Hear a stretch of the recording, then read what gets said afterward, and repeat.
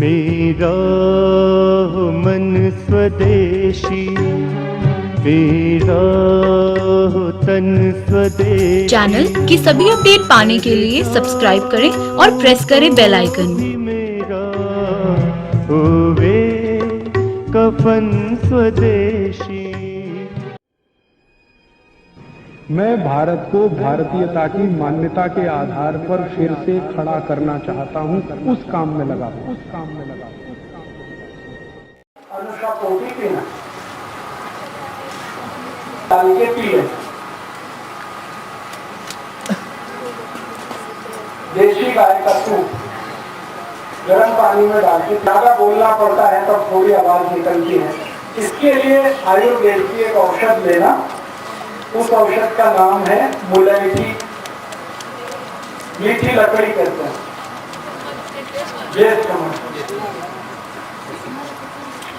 मठ की लकड़ी आती है, उसको मुलैठी भी कहते हैं, मीठी लकड़ी कहते हैं, ज्येष्ठ मठ। उसका पाउडर बनाना पीस कर और मध मिला के काटना, या तो टूप में मिला के खाना। ज्येष्ठ मठ का पाउडर गाय के टूप में मिला के खाना, या तो मध में मिला के खाना। थायराइड दो तरह का है, एक बोलते हैं थायराइड बढ़ गया और एक बोलते हैं थायराइड घट गया। जाति केस में 99% थायराइड बढ़ गया। उसकी औषध स्वयं पाक घर में है कोथमीर। कोथमीर का चटनी बनाना, कोथमीर के पान का चटनी, 1 चम्मच चटनी, आधा गिलास गुनगुना कोमट पानी में मिला के पीना। सकारी अनुष्का पोटी।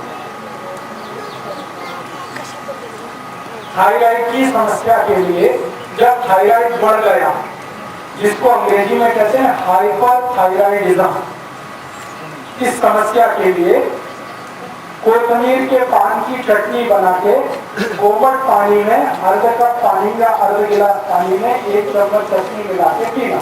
अनुष्का पोटी। कितना दिवस? कम से कम 90 दिवस, 90 डेज, 3 महीने कम से कम। और अगर थायराइड घट गया, ये तो बढ़ गया, 99% बढ़ता है, घटता तो बहुत कम लोगों को है। अगर थायराइड घटा हुआ है, डॉक्टर कहता हाइपोथायराइडिज्म है, तो उसके लिए औषध क्या है?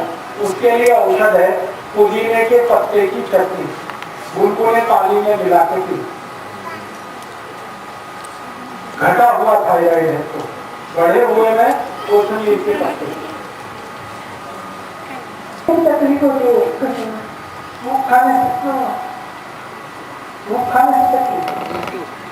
किसको है? आपको है? आप मुझे अलग से मिलना। तेल और दूध खाने से जिनको भी त्रास है वो मुझे अलग से मिलना। मैं उनके लिए होम्योपैथी औषध लेके दूंगा। उसकी औषध अपने स्वयं पाक घर में लेंगे, क्योंकि तेल और दूध दोनों औषध है। किसी को खाने से त्रास है तो ये तो सीरियस मामला। तो आप मुझे अलग से मिलना, मैं शाम तक हूँ, मैं आपको एक होम्योपैथी औषध दे सकूँ। आधा गिलास पानी खूब गर्म करो, गाय का दूध उसमें डाल दो 1 चम्मच, और वो पानी को चाय की तरह से पियो तो सारे केश नीचे चले जाएंगे, माने लार्ज इंटेस्टाइन में आ जाएंगे। उसके बाद संडास के साथ निकल जाएंगे। क्या करना? खूब गर्म पानी करना, 1 चम्मच दूध उसमें ले लाना, और डॉक्टर आपको बोलता है ऑपरेशन करो, ऑपरेशन करके गांठ निकालो, फिर एक ऑपरेशन के बाद दूसरा फिर करना पड़ता है, क्योंकि जहां गांठ निकाली वहां फिर हो जाती है। फिर थोड़े दिन बाद एक ऑपरेशन करेंगे, तीसरा ऑपरेशन फिर करना पड़ता है। ऐसे जिंदगी भर चलता है, क्योंकि गांठ होना जब तक बंद नहीं होगा ऑपरेशन होता ही रहेगा। इसलिए आप कभी भी छाती में गांठ हो तो ऑपरेशन नहीं करा, कभी भी नहीं करा। तो क्या करना? उपाय उसका ये है, चूना खाना। चूना, चूने में गांठ को गलाने की सबसे ज्यादा शक्ति। 1 ग्राम चूना कैसे खाना? 1 ग्राम चूना इतना सा रोज काट में मिलाते, नहीं तो दही में मिलाते, नहीं तो जूस में, ऊस के रस में, आम के रस में मिला के रोज पीना 1 ग्राम चूना। इतना सा कितने दिवस? कम से कम 3 महीने, कम से कम 3 महीने।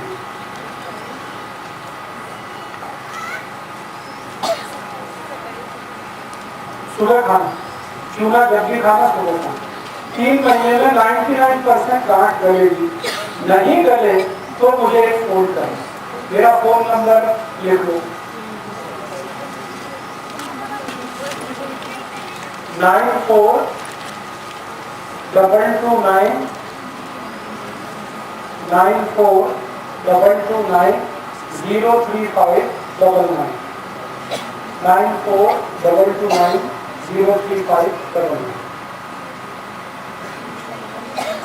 आई को भी त्रास होता, बच्चे को भी। उस स्थिति के लिए क्या करना? ये भी छाती की ही बीमारी है। इसके लिए स्वयंपाक घर की एक औषध है, मेथी का दाना, वो आई को देना। कैसे देना? 1 चम्मच मेथी दाना 1 गिलास पानी में रात्रि को डालना, रात्रि पर्यंत पानी को रखना। सकाळी उठकर वो दाना चबा के आई खाएगी और पीछे से वो पानी पीएगी। 3-4 दिवस अगर आपने ले लिया, आई को भरपूर दूध उतरेगा, भरपूर दूध उतरेगा। और एक दूसरे तरीके से ये उपयोग कर सकते हैं, मेथी दाने को पीस के पाउडर बना लें, उसका लड्डू बनाना, दूध और गुड़ मिला के वो लड्डू आई को देना, उसको खाने के बाद भी दूध, बहुत भरपूर दूध उतरेगा।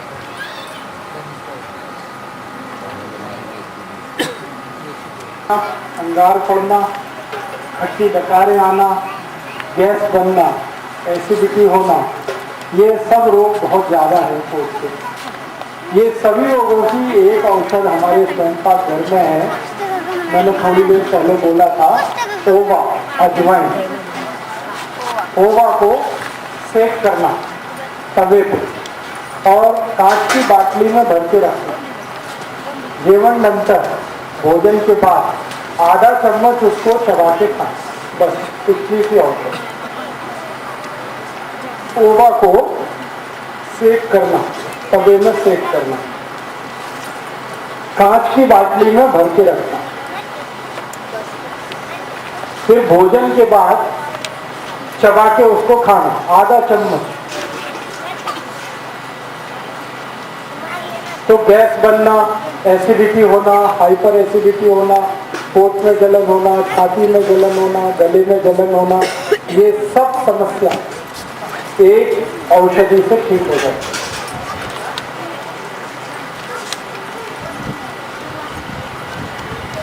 पेट में एक दूसरा रोग है, वो हमारी सभी आई और ताई को है, गर्भाशय से संबंधित रोग है, और वो मासिक पाड़ी का रोग है। मासिक पाड़ी के रोग आप जानते हैं कई तरह के हैं, उनमें से एक है मासिक पाड़ी समय से नहीं आना। दूसरा रोग है मासिक पाड़ी के समय में त्रास बहुत होना, दर्द बहुत होना, चिड़चिड़ होना। तीसरा रोग है रक्तस्राव जास्ती होना। चौथा रोग है रक्तस्राव बिल्कुल नहीं होना। कभी कभी ऐसा होता है कि मासिक पाड़ी 2-3 दिन होना चाहिए, 1 दिन ही होता है। कभी ऐसा भी होता है कि वो 15 दिन में ही फिर से आ जाता है। कई बार ऐसा होता है 2 महीने तक नहीं आता।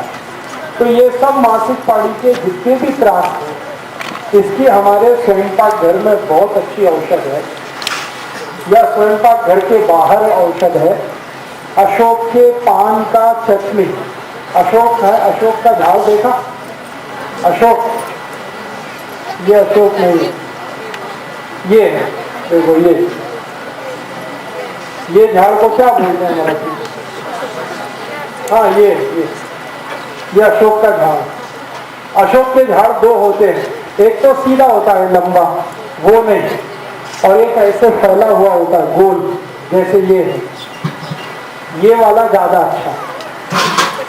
इसका क्या करना है, 5-6 पान तोड़ना, 6 पान, फिर उसका चटनी बनाना। चटनी बना के 1 गिलास पानी में उबालना, गरम करना, गरम करके उसको ठंडा करना, फिर उसको पीना। और सुबह सुबह पीना खाली पेट अनुशप होते। कितने दिवस पी सकते हैं? 30 दिवस सतत पीना, लगभग 30 दिवस 1 महीने, उसमें से सभी त्रास ठीक हो जाए। मासिक पाड़ी के जितने भी त्रास हैं उसकी ये अकेली सबसे अच्छी औषध हमारे घर में है या घर के नजदीक है, मुफ्त में है, फोकट में। कमर में दर्द होता वो भी ठीक होगा, लेकिन वही कमर का दर्द जो मासिक पाड़ी के समय होता है, बाकी समय नहीं। बाकी समय ठीक करने के लिए चूना खाना पड़ेगा।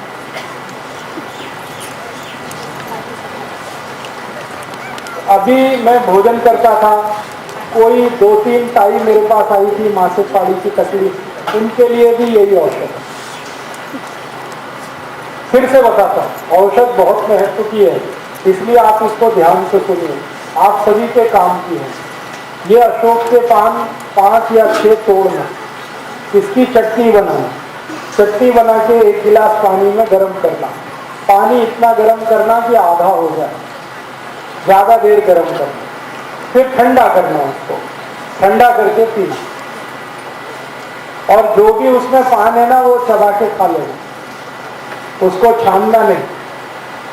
30 दिन आपने किया, 1 महीने सतत, उतने में बहुत सारा त्रास ठीक हो जाए। और जिनको 30 दिन लेने पे थोड़ा त्रास ठीक हुआ, पूरा नहीं हुआ, तो और 30 दिन लेना, उसके बाद लेने का आवश्यकता नहीं पड़ेगा। दूसरा एक औषधि है, वो भी इसी काम में आता है, मदद होता है। मासिक पाड़ी के दिनों में बहुत तकलीफ हो रही हो, दर्द हो रहा हो कमर में, पेट में, चिड़चिड़ हो रही हो, तो उस समय एक तात्कालिक औषधि है जो बहुत मदद करती है, बहुत आराम देती है, वो है गाय का दूध। गाय का दूध 1 चम्मच, 1 गिलास पानी गर्म करके डाल के उसको पीना। 1 गिलास पानी खूब गर्म करना, उबालता हुआ, जैसे चाय के लिए पानी गर्म करते हैं ना, इतना गर्म करना। फिर उसमें 1 चम्मच दूध डालना गाय का, फिर वो पानी पीना, चाय की तरह से पीना। चाय कैसे पीते हैं? सिप सिप करके, ऐसे पीते। तात्कालिक इससे बहुत आराम होता है। और ये सतत 4-5 दिवस ही पीना, जास्ती नहीं। जितना मासिक पाड़ी का समय है उतना ही समय पीना, 4 दिवस 5 दिवस जास्ती से ज्यादा। सबके लिए, पेट के दर्द के लिए, कमर के दर्द के लिए, स्तन में बहुत दर्द हो रहा है, छाती में दबाव पड़ रहा है, सिर में बहुत चक्कर आ रहे हैं, टोके दुख रहा है, नींद नहीं आ रही है, बेचैनी हो रही है, मासिक पाड़ी के समय कुछ भी त्रास हो, उसके लिए। और सतत आपको जीवन पर्यंत, माने जब तक मासिक पाड़ी है तब तक ठीक रहे, कोई ज्यादा त्रास ना हो, उसके लिए आप चूना खाना, दही में डाल के, नहीं तो ताक में मिला। चूना कितना लेना? मैंने बोला थोड़ा सा चूना 1 ग्राम और 100 ग्राम दही या दही की ताक उसमें मिला के सुबह पीना, तो सतत जीवन पर्यंत आपको सब कुछ ठीक रहेगा।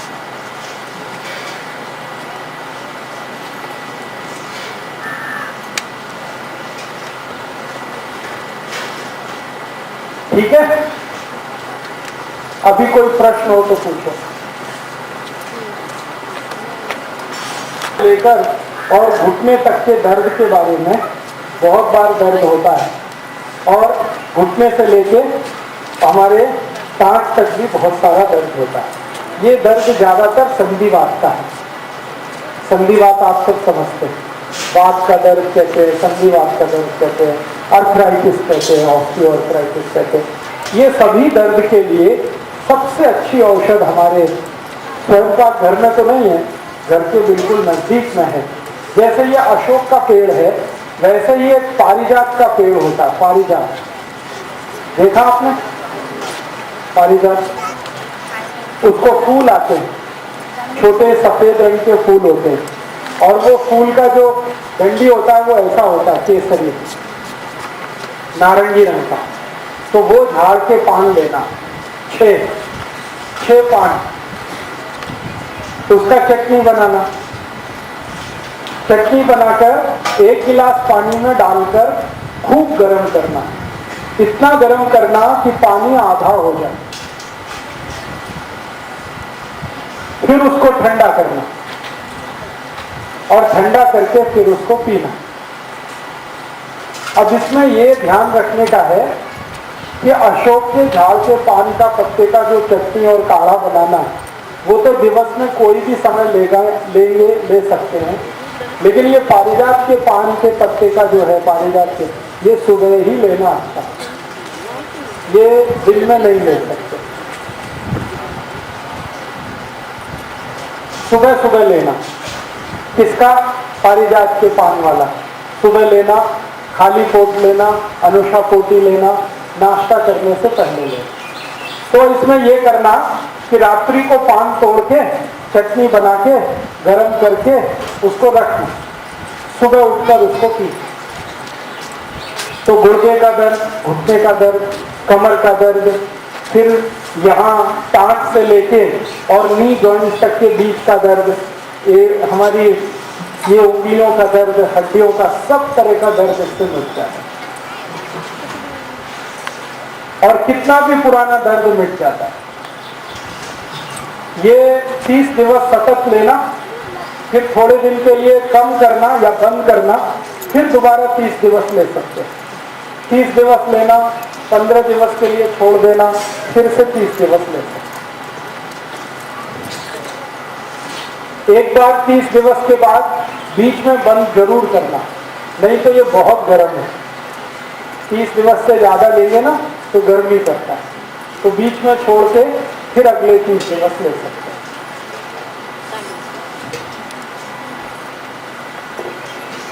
समझ में आया?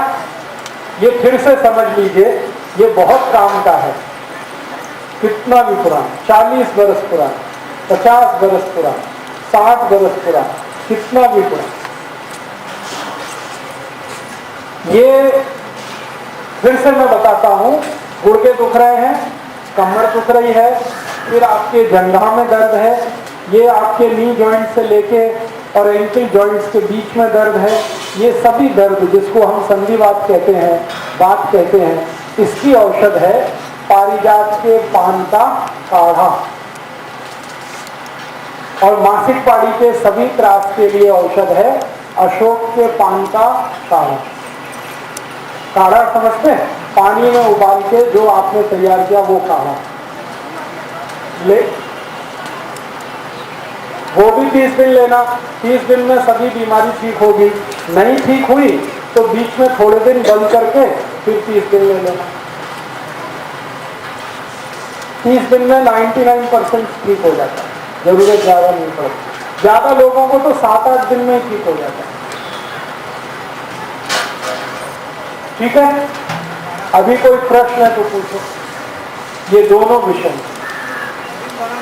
हाँ, हर दिन बनाने का, हर दिन लेने का, ये बना के नहीं रख सकते। अभी बनाया आज और आज उसको पी लिया, फिर कल बनाया कल पी लिया। अभी आप मुझे ये बताइए कि आप में से किस किस के घर में अशोक का झाड़ है? बस, बाकी के घर में नहीं। गांव में है तो एक एक घर में लगा लो। गांव में है तो ठीक है, लेकिन किसी के घर से उसका थोड़ा सा पौधा लाके लगा लो, क्योंकि ये सबके घर में होना चाहिए, क्योंकि सभी को ये त्रास हो सकता है। जिसके भी घर में आई है, ताई है, उसको तो ये अवश्य चाहिए अशोक के झाड़ को घर में लगाना। और मेरा सबको और ये कहना है कि पारिजात का झाड़ भी घर में होना, देशी, हाँ, इलायची नहीं, देशी। ये जो अशोक का झाड़ लंबा जाता है ना, ये विलायती है, और ये ऐसे फैलता है, वो देशी। और पारिजात में विलायती होता नहीं, पारिजात सिर्फ देशी ही है। तो पारिजात का झाड़ सभी के घर में होना और अशोक का भी सबके घर में होना, तुलसी का तो है, ऐसे ही पारिजात का, अशोक का, ये 3 झाड़ सबके घर में होना आवश्यक। तो इस बार आप, अभी बारिश शुरू होगी, पाउस का सीजन आएगा, ये झाड़ आप जरूर लगा लें अपने घर में, बहुत काम आएगा, आपके भी काम आएगा, आपके पड़ोसियों के भी बहुत काम आएगा।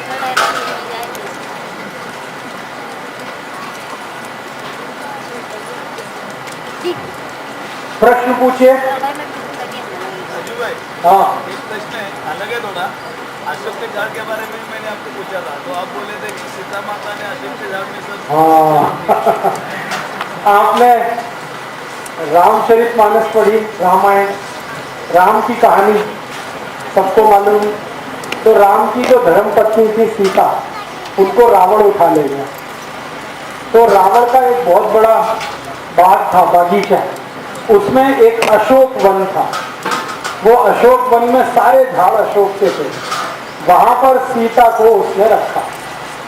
तो ये कहा जाता है कि उनको कितना मानसिक त्रास था सीता जी को, सारा मानसिक त्रास इतने वर्ष तक वो अशोक के झाड़ के नीचे रहकर ही उन्होंने ठीक किया।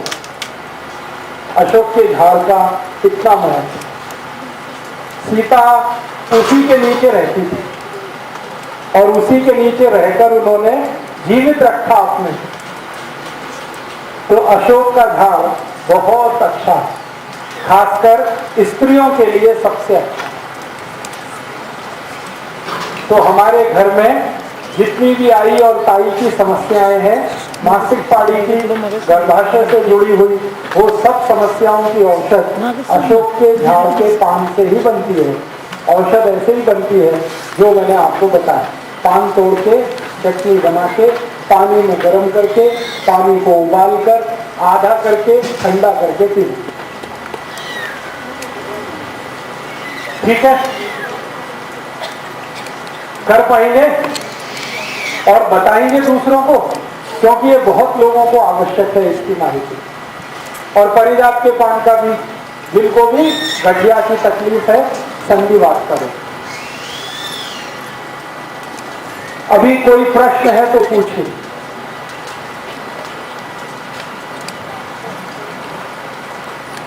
गुड़ के साथ शेंगा खाना, गुड़ शेंगा खाना, फिर गुड़ फुटाने खाना,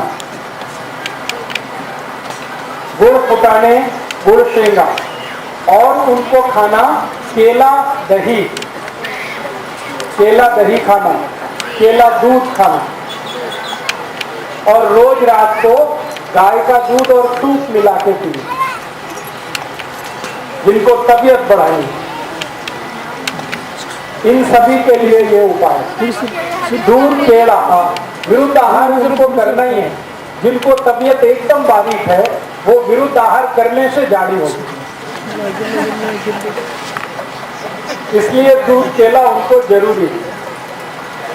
दूध केला, दही केला भी अच्छा है उनके लिए, पंचामृत नहीं, दही केला, या तो दूध केला, या तो शेंगा गुड़, नहीं तो फुटाने गुड़, और दूध और दूध रोज रात को, तबीयत अच्छी करने के लिए।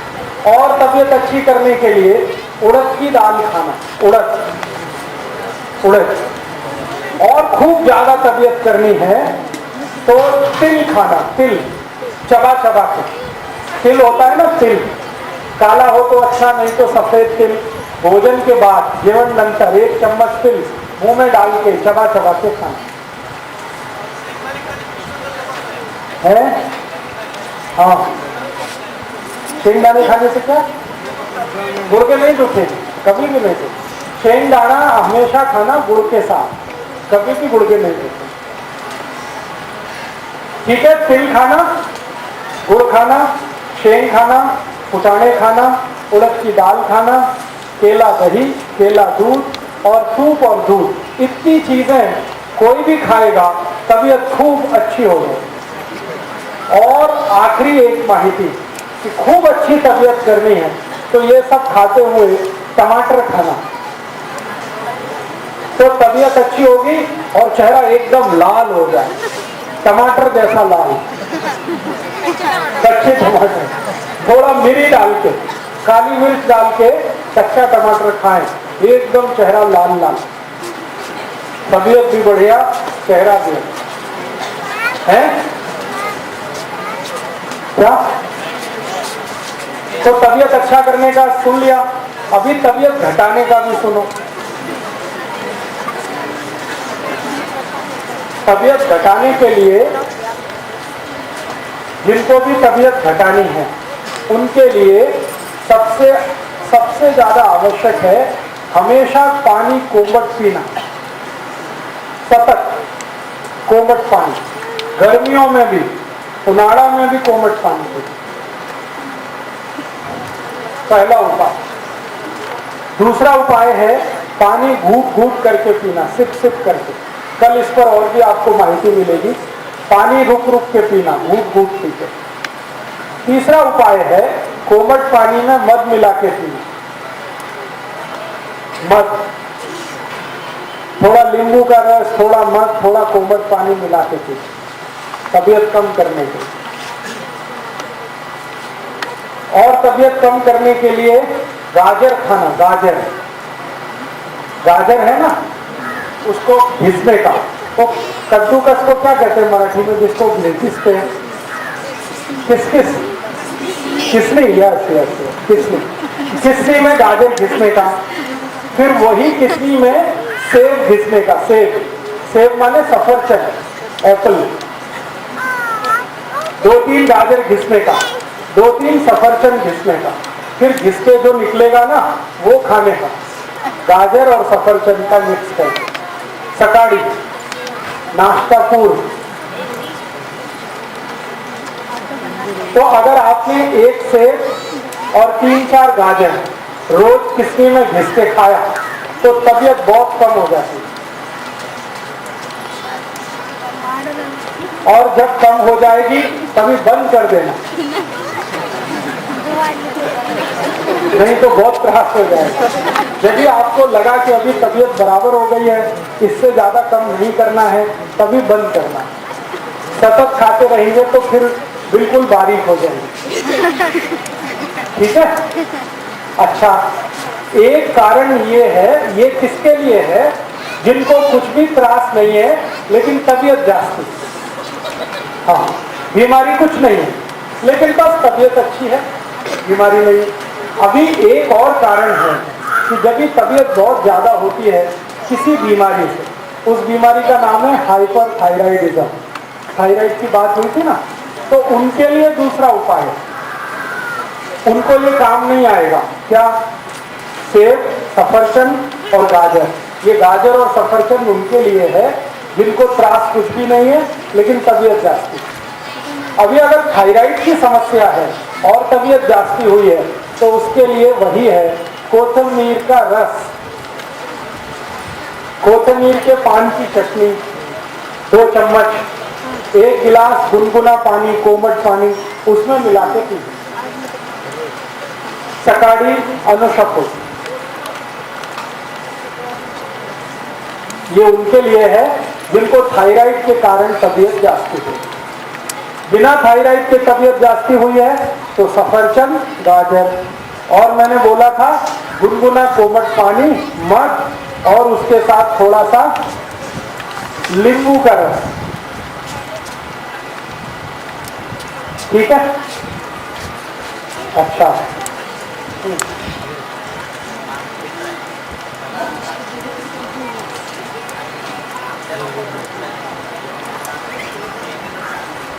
चलता रहता।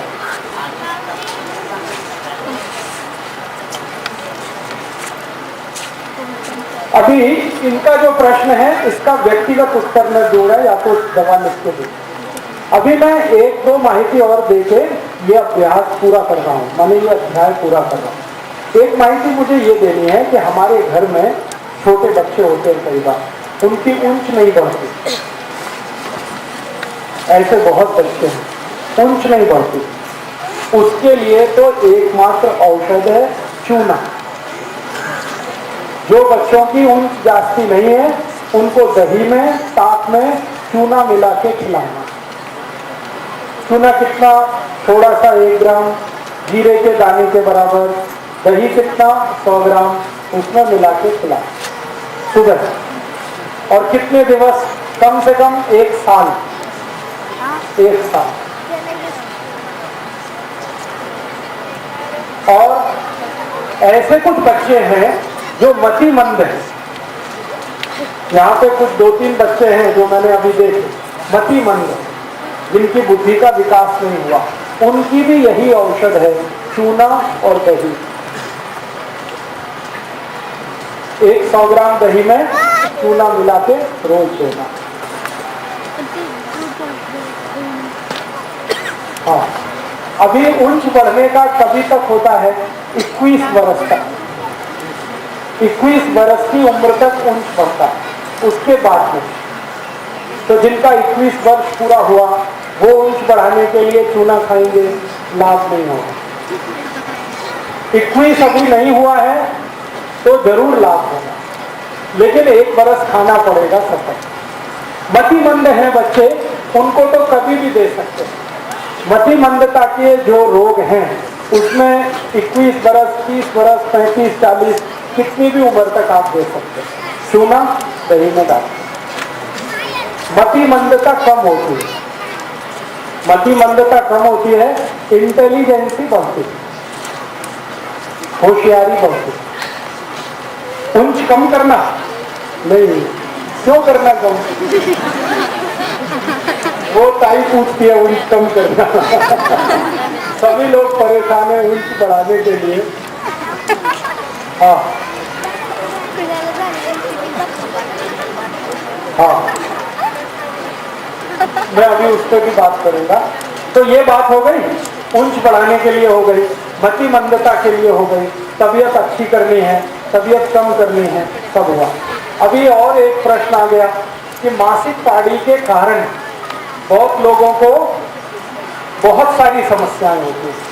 कुछ लोगों को मासिक पाड़ी के कारण शरीर बारीक हो सकता है, कुछ लोगों का शरीर बहुत जाड़ा हो सकता है, कुछ लोगों को डोके का त्रास हो सकता है, कुछ को आंखों का हो सकता है, कमर का त्रास तो बहुत लोगों को होता है। मासिक पाड़ी के कारण जो त्रास है उसके लिए जो औषध है, 3-4 औषध हैं अपने घर में। एक औषध है मेथी दाना। मेथी दाना, मेथी दाने का तरीका मैं बता दिया पहले। 1 चम्मच दाना रात को पानी में डालना, रात्रि पर्यंत पानी रखना, सकाली उठ के पानी पीना, दाने को चबा के, मेथी दाना। दूसरा औषध है चूना। तीसरा औषध मैं बोल ही दिया, अशोक का पान। चौथा एक औषध है दालचीनी। दालचीनी मध में मिला के लेना। 5वां एक औषध तात्कालिक रूप से बोला, गर्म पानी में टूक।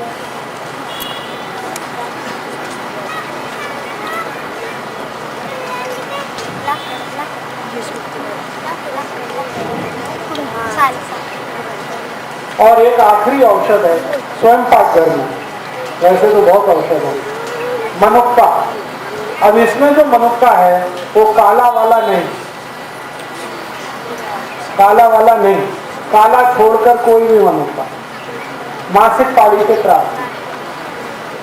खाने का तरीका वही, मनुक्के को पानी में डालना, रात्रि को सुबह उठकर पानी पीना, मनुक्का चबा के खाना।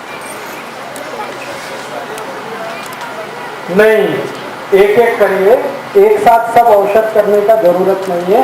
कोई एक औषध करिए, आपको उसका परिणाम पूरा नहीं आया तो दूसरा कर सकते हैं, तीसरा कर सकते हैं, इस तरह से ट्राई करें। हाँ क्या? हाँ, कचरा भर गया तो उसकी बहुत अच्छी औषध है गाय का दूध। गाय का दूध नाक में डालिए, भरपूर मेंदू क्लीन करके, एक एक थे। और गाय का दूध घी में मिला के, दूध में मिला के भी पिए तो पूरे शरीर को क्लीन करता है, मेंदू को भी करता, शरीर को भी करता। हाँ,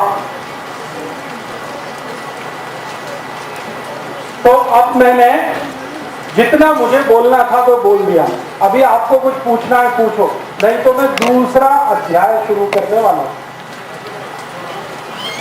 हाँ पूछिए। पाँव में मूंगे आते हैं, जिनको भी पाँव में मूंगे आते हैं वो दो औषध में से कोई भी एक करें।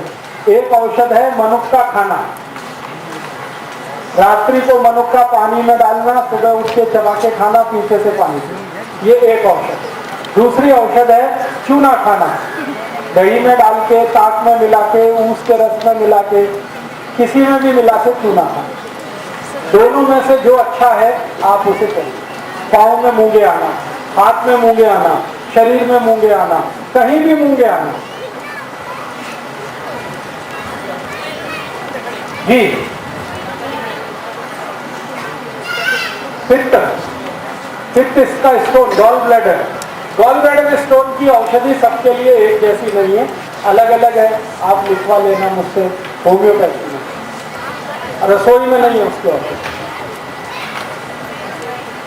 क्या हुआ?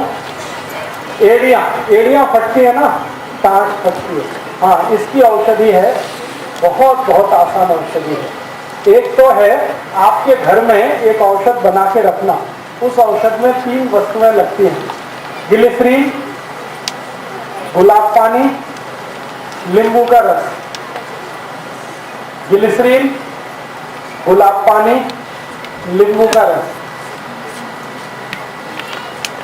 ये तीनों बाजार में मिलते हैं।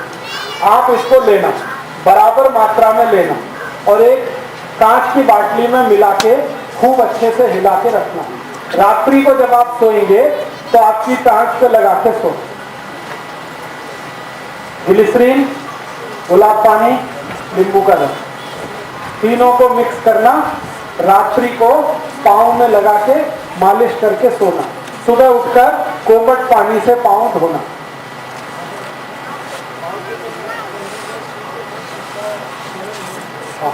वो भी बता। तो इससे आपका जो चीरा पड़ता है ना पाँव में, ये बिल्कुल ठीक होगा। और इससे और भी एक चीज ठीक होती है, शियाड़ा में मुंह को अगर तकलीफ हो रही है, ड्राइनेस आ जाए, मुंह को शुष्कता आ जाए, या तो यहाँ चीरा पड़े होठ में, या भी यहाँ पे चीरा, तो शियाड़ा में ये चेहरे पे लगा के भी सोना। यही औषध, ग्लिसरीन, गुलाब पानी, नींबू का रस। बता, देख लिया? ये टांच की बीमारी का हो। अब ये ताई बार बार मुझे पूछ रही है आम्ल पित्त की औषध। आम्ल पित्त की औषध में बोल चुका हूं, ओवा, अजवाइन सेक करके तवे पे रखना है और खाना खाने के बाद चबा के खाना। हाँ, पित्त के कारण पेट में दर्द होगा, ओवा से ठीक होगा। पित्त का कोई भी रोग ओवा से ठीक होता है। जी, मूत खड़ा, मूत खड़ा जो है ना, इसकी औषध आपके स्वयं पाक घर में नहीं है, तो ये औषध बाजार से लेनी पड़ेगी। आप चाहें तो उसका नाम लिख लो, ये होम्योपैथी की औषध है, होम्योपैथी के दुकान में मिलेगी। औषध का नाम है बर्बेरिस, मराठी में लिख लो, बर्बेरिस, बर्बेरिस मराठी में लिख लो। और उसके बाद दूसरा शब्द है वल्गैरिस, वो भी मराठी में लिख लो, बर्बेरिस वल्गैरिस। और उसके आगे लिखना ABCD होती है ना, उसका Q, ABCD EFG, Q आता है ना, Q लिखना। ये औषध होम्योपैथी की है, ये होम्योपैथी के किसी भी दुकान में मिलेगी। इस औषध का 10 तेल पाव कप पानी में मिला के पानी को पीना, दिवस में 3-4 बार, सकाळी, दोपहरी, संध्याकाळी और रात्रि काली। ये औषध है मूत खड़ा की, उसको तोड़कर बाहर निकालने की औषध। स्पॉन्डिलाइटिस की सरल औषध है चूना। तो ये औषध आप मूत खड़ा में उपयोग कर सकते हैं। और एक दो औषध बता देता हूँ जो आपके बहुत उपयोग आएगी और जरूरी भी है। एक औषध का नाम आप लिखिए, वो भी होम्योपैथी की है। किसी को अगर सांप काट ले तो सांप काटने के बाद आप बहुत तकलीफ में आ सकते हैं। आपके घर में किसी को भी हो सकता है, पड़ोसी को हो सकता है। फिर डॉक्टर के पास जाएंगे, इंजेक्शन मिलेगा तो ठीक, नहीं मिलेगा तो मृत्यु हो सकती है। और इंजेक्शन भी बहुत महंगा है आजकल, आसानी से मिल नहीं पाता। तो कभी भी सांप काटे तो उसकी औषध होम्योपैथी के दुकान में मिलती है, बहुत सस्ती है, 5 रुपए की औषध आती है और कम से कम 100 लोग ठीक होते हैं। औषध का नाम है नाजा, NAJA, नाजा, NAJA, नागा। उसके आगे एक संख्या लिखना है, 200, नंबर 200। ये औषध सबके घर में रहे तो अच्छा, कभी भी सांप काट सकता, कितना भी जहरीला सांप है उसने काट लिया, आप ये औषध देना। कैसे देना? ये औषध पानी के रूप में आती है, लिक्विड फॉर्म में। इसका एक एक थेम जीभ पर देना और 5 मिनट के अंतर पर 3 बार देना। एक थेम दिया, 5 मिनट अंतर दूसरा थेम, 5 मिनट अंतर तीसरा थेम, बस 3 थेम देना, उतने में वो ठीक हो जाए जिसको भी सांप में काटा। फिर दोबारा देने का आवश्यकता नहीं। हाँ, सांप काट लिया, हो गया, इलाज हो गया ना, अभी डरने का नहीं। सांप काटने से कभी डरने का नहीं। मैं आपको एक माहिती देना चाहता हूँ, भारत में 530 जात के सांप हैं, 530, लेकिन सब जहरीले नहीं हैं। मुश्किल से 10 या 12 सांप हैं जो काटें तो उनका जहर तकलीफ देता है, बाकी तो बिन जहरी हैं। लेकिन हमारे मन में डर इतना है कि ऐसे ही हम मर जाते हैं डर से। सांप से नहीं मरते, उसके विष से नहीं, डर से मर जाते। तो आपको डर नहीं रहना चाहिए, ये औषध अगर हमारे घर में है। दूसरी औषध है, बिच्छू ने काटा तो।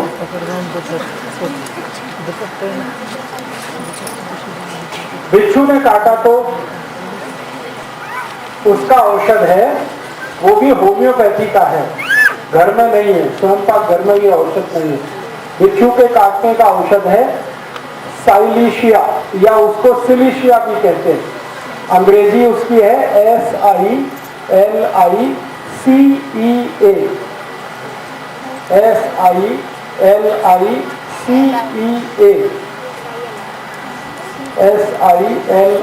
SILICEA, और उसके आगे वो संख्या लिखना है 200। ये भी होम्योपैथी का है और इसको भी ऐसे ही देना है, एक थेम जीभ पर, 5-7 मिनट बाद दूसरा थेम, फिर 5-7 मिनट बाद तीसरा थेम, 3 बार देना। उसके बाद हमेशा के लिए दर्द मिट जाए।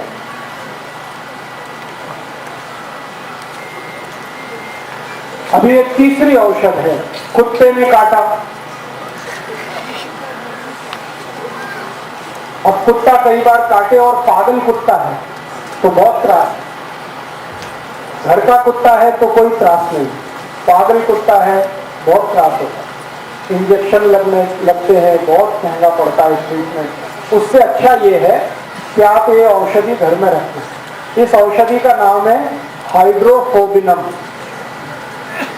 हाइड्रोफोबिनम, HYDROPHOBINUM,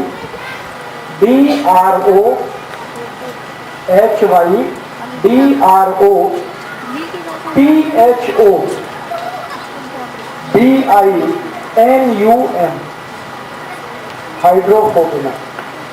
इसके आगे भी एक संख्या लिखना, 200। और ये औषध भी ऐसे ही देना, कुत्ते ने काट लिया, एक थेम जीभ पर, 10-12 मिनट बाद फिर एक थेम जीभ पर, फिर 10-12 मिनट बाद एक थेम, 3 बार देना इसको भी, बस उसके बाद देने का आवश्यकता है। तो सांप ने काटा, बिच्छू ने काटा, कुत्ते ने काटा, और कोई काटता है? आदमी काटता है, उसकी औषधि किसी के पास नहीं।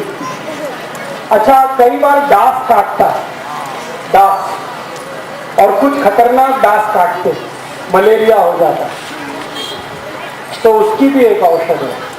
कोई भी खराब से खराब डांस काटे, या कोई कीड़ी काटे, चींटी काटे, या डांस काटे, या तो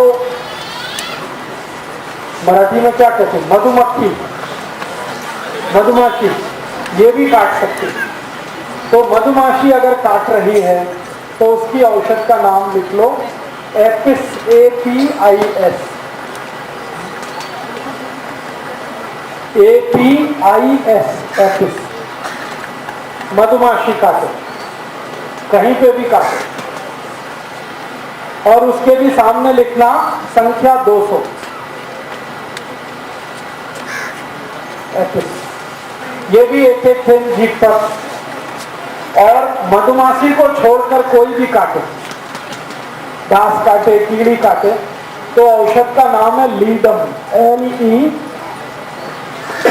LEDUM,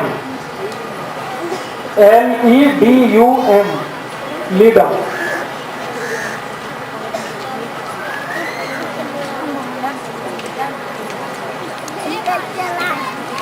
और मैं आपको एक छोटी माहिती देता हूं, लेकिन बहुत काम की है, कि अगर सांप ने आपके घर में गाय को काटा तो भी वही औषध काम करेगी, नागा। अगर बिच्छू ने गाय को काटा तो भी वही औषध काम करेगा। अगर कुत्ते ने गाय को काटा तो भी वही औषध काम करेगी, हाइड्रोफोबिन। जो औषध मनुष्य के शरीर को काम करती है वो गाय को भी काम करती है। मनुष्य के शरीर को काम आने वाली सभी औषध गाय के शरीर को भी काम करती है। अभी ठीक है, इसको पूरा करें। वो पानी में डाल दो, गाय जो पानी पीती है उसमें 2-4 फेर में औषध का डाल देना, वो पानी पिला, 1 बार 2 बार 3 बार से जाती है कोई भी औषध। हाँ,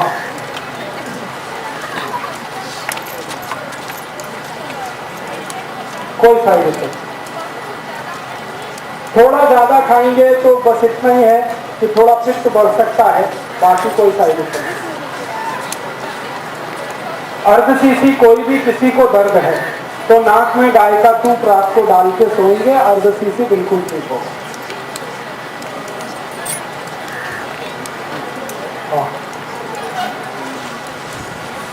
रामकृष्ण, ये ल्यूकोडर्मा हो रहा, पैचेज होते हैं उसके, रेडिएशन से होता है।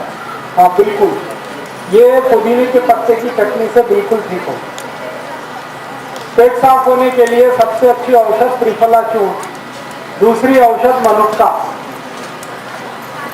मनुक्का रात को खा के सोना, सुबह पानी में मनुक्का डालना, कम से कम 15 मनुक्का 1 गिलास पानी, रात को सोने से पहले मनुक्का चबाना, पीछे से वही पानी पीना।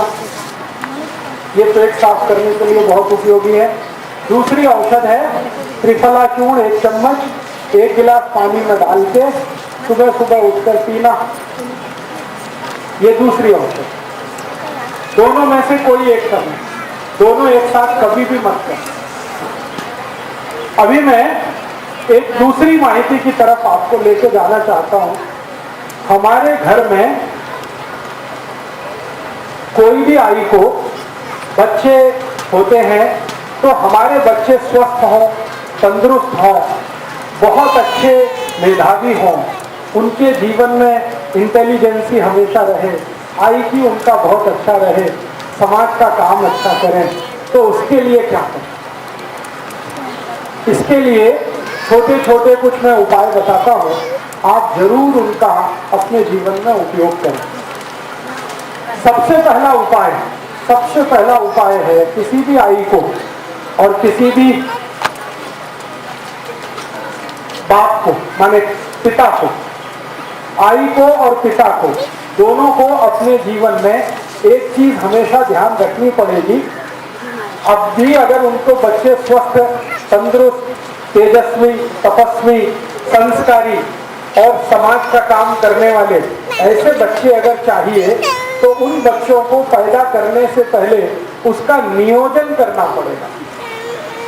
बिना नियोजन के जो बच्चे होते हैं वो ज्यादा से ज्यादा दाऊद इब्राहिम होते हैं। ये मेरा 15 साल का डॉक्टरी के पेशे का अनुभव है, तजुर्बा है। मेरे पास बहुत सारे मरीज आते हैं जिनको अपने बच्चों से त्रास है और वो बच्चे इतने त्रासवादी हैं, आई वड़िल को पीटते, आई कुछ बोले उसको मारते हैं, वड़िल कुछ बोले उसको मारते हैं, आई वड़िल के कंट्रोल में नहीं रहते। जब उन बच्चों के बारे में मैं पूरी हिस्ट्री लेता हूँ तो अंत में जाके पता चलता है कि वो बिना नियोजन के उत्पन्न हुए, बाई एक्सीडेंट। हाँ, तो मेरा आप सभी को ये विनम्र निवेदन है कि जिनको अपने बच्चे तेजस्वी, तपस्वी, संस्कारी, समाजकर्मी, राष्ट्रवादी, धर्म के प्रति श्रद्धा रखने वाले, आई वड़िल की सेवा करने वाले ऐसे बच्चे अगर चाहिए तो उसके लिए नियोजन करना पड़ेगा। बिना नियोजन के वो बच्चे नहीं होते।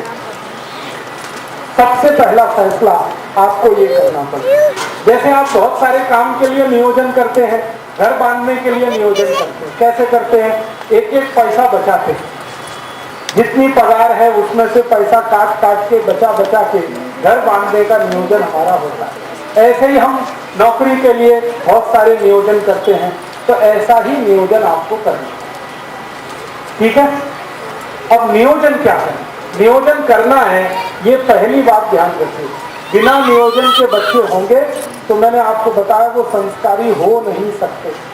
और आज के समय में दुख और दुर्दैव की स्थिति ऐसी ही है कि ज्यादा बच्चे बिना नियोजन के ही हो रहे हैं। इसलिए आई वड़िल भी परेशान है, समाज उनसे परेशान है, देश भी उनसे परेशान। ये त्रासवादी, आतंकवादी, देशद्रोही, ये सब हमारे ही अपने बीच के बच्चे हैं। लेकिन ये कैसे त्रासवादी हो गए, कैसे देशद्रोही हो गए? बिना नियोजन के होने के कारण। तो नियोजन करना पड़ेगा। अब नियोजन में क्या क्या करना पड़ेगा? सबसे पहला नियोजन, संस्कारी बच्चा अगर चाहिए, प्रतापी बच्चा चाहिए, आपको समाजकर्मी चाहिए, धर्मनिष्ठ चाहिए, राष्ट्र प्रेमी बच्चा चाहिए, तो सबसे पहला नियोजन संयम पालना पड़ेगा। ये सबसे पहला नियोजन। बिना संयम के अच्छे बच्चे नहीं हो सकते। तो संयम आपको अपने जीवन में रखना पड़ेगा। और वो संयम रखने का तरीका क्या है? संयम रखने का बहुत सरल तरीका है, ज्यादा समय ब्रह्मचर्य का पालन करना।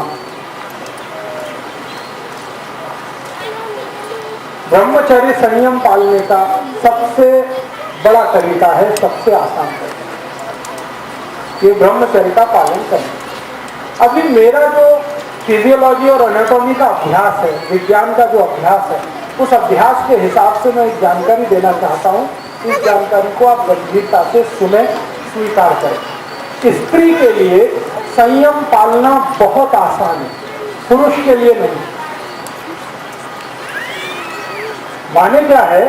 ब्रह्मचर्य का पालन किसी स्त्री को करना हो तो वो बहुत आसानी से कर सकती है, पुरुष के लिए ये संभव नहीं होता। क्यों?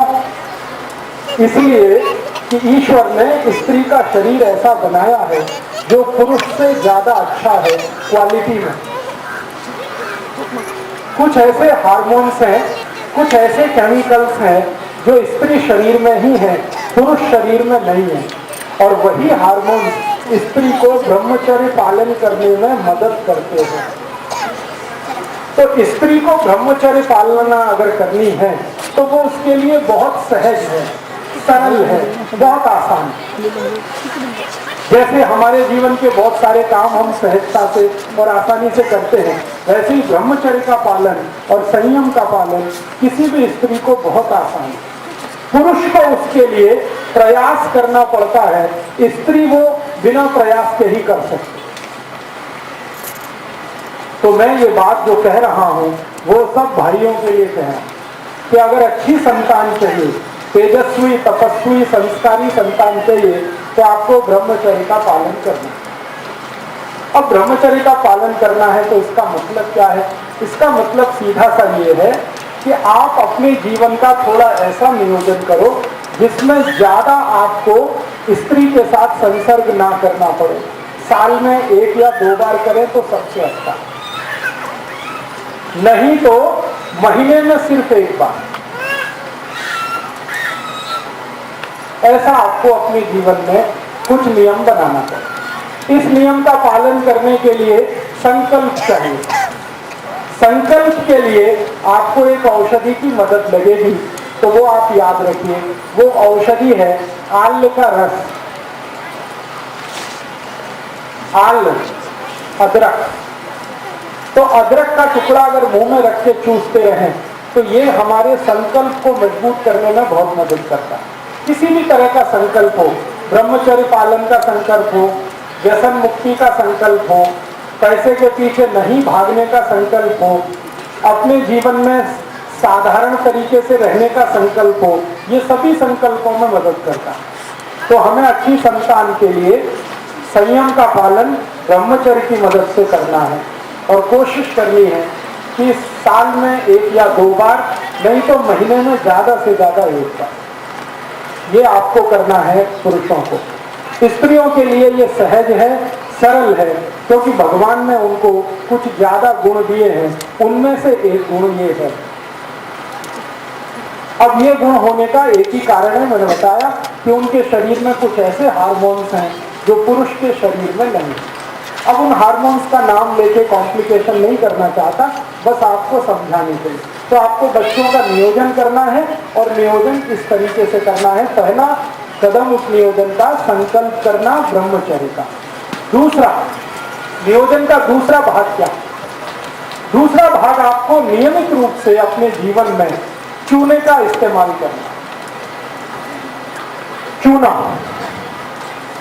चूना मैंने बार बार आपको बोला है, ये दोनों को इस्तेमाल करना है, स्त्री को पुरुष को। तरीका मैंने बता दिया है, दही में डाल के, ताक में मिला के, रस में मिला के, जैसे भी आपको लेना है। 1 ग्राम चूना, ये दूसरा हिस्सा। तीसरा, आपको खान पान का ध्यान रखना। खान पान का ध्यान कैसे रखना है? अगर आपको आपके जीवन में ऐसे बच्चे चाहिए जो छत्रपति शिवाजी महाराज जैसे हों, राणा प्रताप जैसे हों, तो खान पान का बहुत आवश्यक ध्यान रखना पड़ेगा। वो ध्यान कैसा रखना पड़ेगा? आपका भोजन सात्विक होना। सात्विक भोजन होने का माने मांस नहीं खा सकते, मदिरा नहीं पी सकते, अंडा नहीं खा सकते, किसी भी तरह का मांस नहीं खा सकते, कोई भी मांस नहीं चलेगा। तो सात्विक भोजन का माने निरामिष भोजन, सात्विक भोजन का माने शाकाहारी भोजन, सात्विक भोजन का माने बगैर अंडे का भोजन। ये सात्विक भोजन का आपको अपने जीवन में पालन करना ही पड़ेगा, बिना उसके आपके बच्चे तेजस्वी तपस्वी नहीं होने वाले। तो भोजन करते समय ये ध्यान रखें, मांसाहार का सेवन ना करें, तो शाकाहारी जीवन ज्यादा हो। शाकाहारी जीवन में कुछ चीजों का उपयोग भरपूर करना है, जैसे गाय का दूध, गाय के दूध का दही, दही की ताक, ताक में से निकाली हुई लोनी, लोनी से निकाला हुआ घी, ये ज्यादा उपयोग करना। और जैसे लोनी है ना, लोनी, लोनी और उसके साथ खड़ी शक्कर, ये नियमित रूप से खाना, दोनों को खाना, पति को भी पत्नी को भी। लोनी, खड़ी शक्कर नियमित रूप से। सूप ना भी खाएं तो चलेगा, लेकिन लोनी और खड़ी शक्कर नियमित रूप से लेना। लोनी जो है ना, मक्खन नहीं है, मक्खन अलग है, लोनी अलग है, समझते हैं ना? वो दही में वो चलाते हैं, मराठी में क्या कहते हैं उसको, मथानी, रवि, तो रवि चला के जो निकलेगा वो लोनी। मक्खन जो है वो दूध से ही निकाला जाता है सीधे, तो लोनी खानी है, मक्खन नहीं। तो लोनी और थोड़ा सा खड़ी शक्कर नियमित रूप से, दोनों पति पत्नी उपयोग करें। कितना लें, मात्रा कितनी हो, कम से कम 25 ग्राम लोनी और 5 से 10 ग्राम खड़ी शक्कर।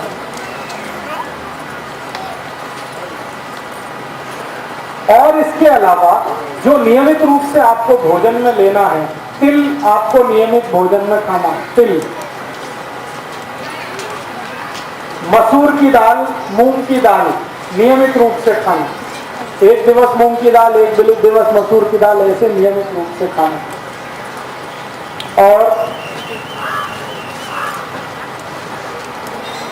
नियमित रूप से जो फल सीजन वाले होते हैं, जैसे अभी गर्मी का सीजन है, तो गर्मी के सीजन में जो फल है उसमें आम सबसे जास्ती है, तो भरपूर आम खाना। थोड़े दिन में सीजन बदलेगा तो फल भी बदलेंगे, तो सीजन वाले जो फल हैं वो भरपूर खाना। जैसे संतरा आएगा, मौसमी आएगी, द्राक्ष आएगा, सीजन के हिसाब से। तो अभी आम है, आम के बाद कुछ, फिर उसके बाद कुछ, उसके बाद कुछ, तो ये सीजन वाले फल भरपूर खाना है। और फल कभी भी भोजन के साथ नहीं खाना है, अकेले खाना है। केला हो, दूसरे फल हो, वो भोजन के साथ नहीं, अलग से खाना। जैसे भोजन किया उसके 2 तास बाद या 2 तास पहले फल खाना, या तो फल सुबह सुबह नाश्ते में भरपेट खाना, वो सबसे अच्छा। और एक चीज नियमित रूप से करनी पड़ेगी कि थोड़ा शरीर श्रम नियमित रूप से हो, पति का भी पत्नी का। पति का शरीर श्रम क्या होना और पत्नी का क्या होना, इसके लिए 2 अलग अलग विभाजन हैं हमारे शास्त्रों में। पत्नी के लिए शरीर श्रम ऐसा होना जिसमें पेट का हिस्सा, जिसको गर्भाशय कहते हैं, उसमें बार बार मूवमेंट आए, ऐसा श्रम हमें होना पत्नी के लिए, स्त्री के लिए। तो वो क्या करना है, जैसे वो चटनी बनाते हैं ना, चटनी, तो चटनी अगर मिक्सी में बनाएंगे तो शरीर का श्रम नहीं है, लेकिन हाथ से बनाएंगे तो शरीर का श्रम है। और उसमें सबसे ज्यादा मूवमेंट यूट्रस रीजन का ही होता है, गर्भाशय का सबसे ज्यादा मूवमेंट होता है। तो चटनी हाथ से बनाए। इसी तरह से हाथ काम ज्यादा घर का, कपड़े धोना तो हाथ से धोना, वॉशिंग मशीन से नहीं धोना।